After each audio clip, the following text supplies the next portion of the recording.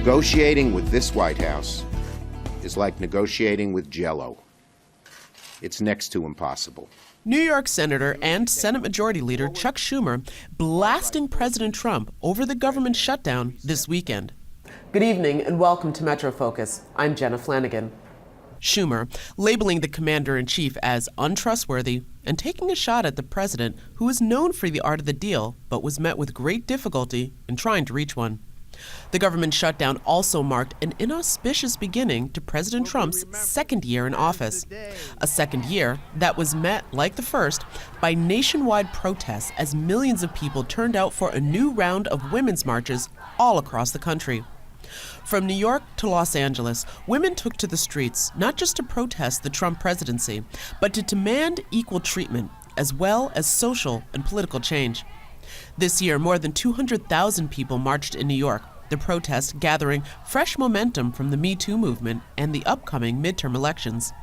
And from the national to the local, New York Republicans are readying a new line of attacks against Governor Andrew Cuomo as the federal trial of one of his close friends and longtime aides kicks off in Lower Manhattan.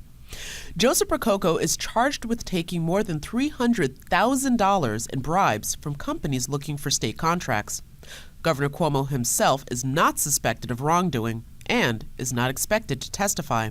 But the trial could complicate his bid for a third term in November. Here to break down all of the political news for us is Jarrett Murphy, Executive Director and Publisher of City Limits.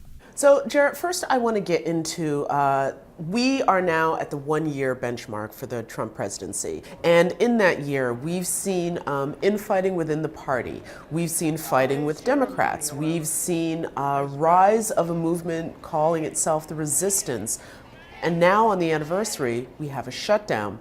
Has the chaos that we've seen, is this what we're going to see as the legacy of the Trump presidency?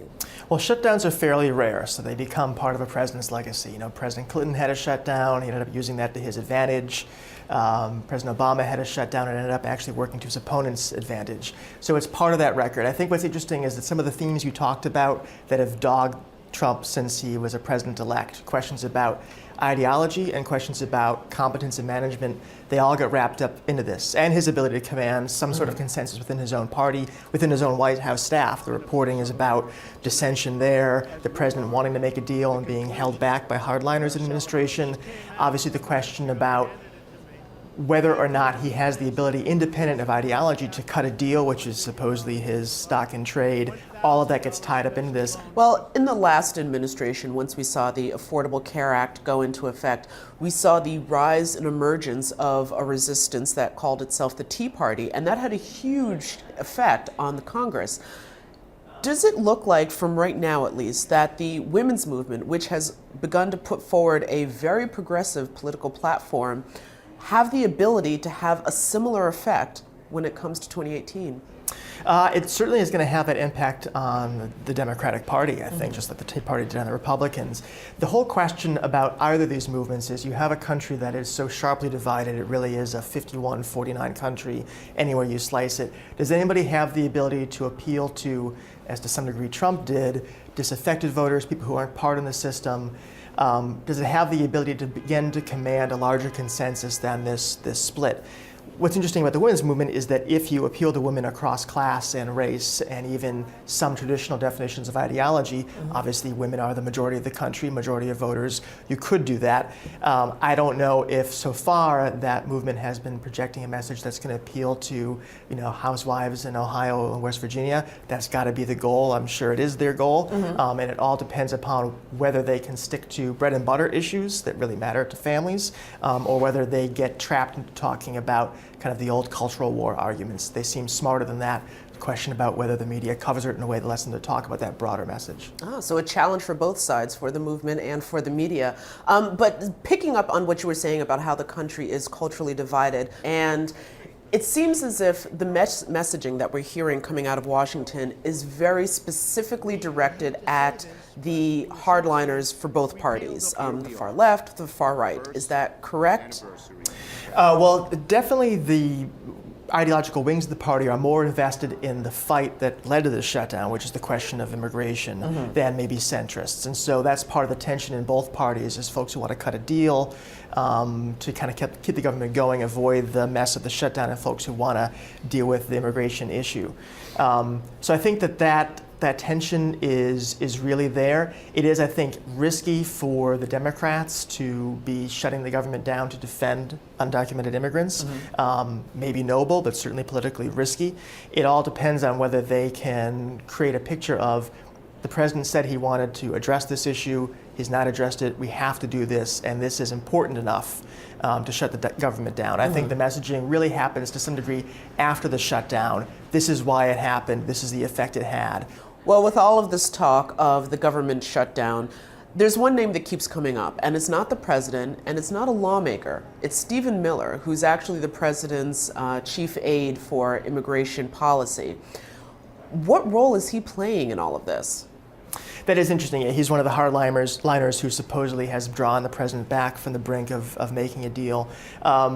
I wonder how long his name will stay in the news. If you're Stephen Miller, knowing how Donald Trump feels about sharing headlines, I don't know if I'd want to be him, because that might be the best ticket out the door. Yes. But yeah, he is sort of the man of the moment, and we'll have to see whether in the end he prevails over the president and forces a harder deal, or other moderates and more pragmatic folks tell him now's the time to make a phone call to Chuck Schumer and end this thing.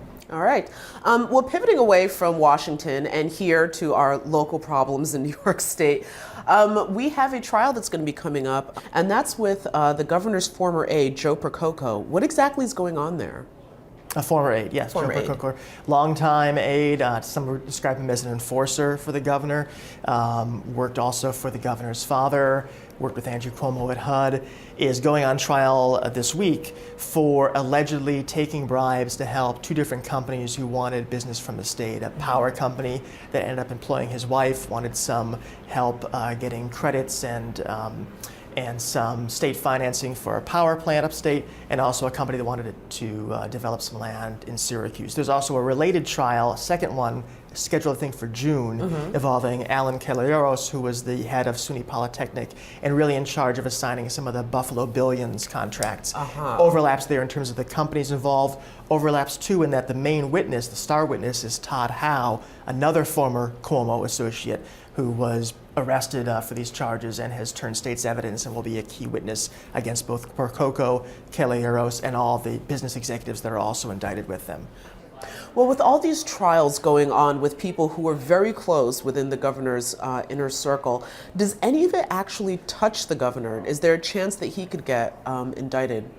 So far, he has not been charged with the crime. Preet Bharara, who was the attorney when these charges were brought, said there's no evidence the governor was involved.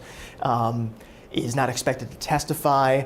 It obviously is never great to have a close aide, a longtime aide and real associate on trial for corruption.